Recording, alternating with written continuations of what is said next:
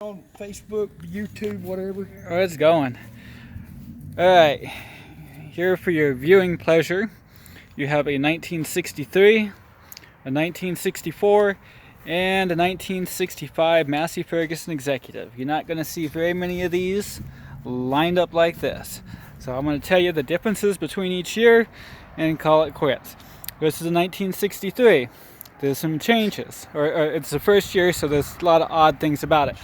If you notice, it doesn't have a lift arm. The rear lift is off the back. The 64 and 65 use a Brindley adapter hitch controlled by the lift arm. This one doesn't have that. Also, you notice you got a 2-spoke aluminum steering wheel. Your controls are located here and here and here. Light, key, throttle, choke. The hood is shorter than the 80s. Also, the hood is different because you don't have a beading that goes around like these do. You also notice the exhaust cutouts are different.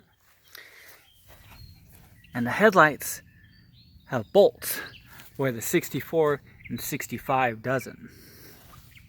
This is a 7E. They say there's roughly 750 made. And here's one. Here's a 1964. This one has the factory wheel weights, Firestone Ags. This one's got a lift arm. The 64, what's odd about the 64 is the right pedal is the brake, left pedal is the clutch. The 63, left pedal is the clutch and brake, right side stationary. In the 1965, you have running boards. So the 64, you have a white steering wheel.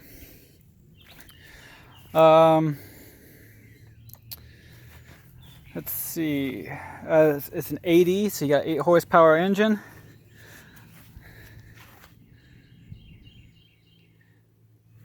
You can see the little changes between each one. Again, the profile, the 7E, you don't have that profile.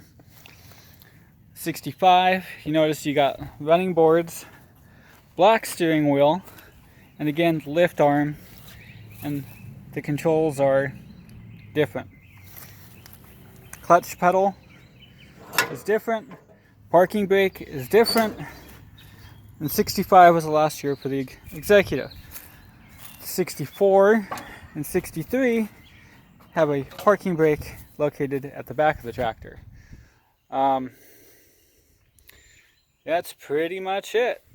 These will be at the Evansville show with my buddy Mark, me and Mark, and maybe Tim.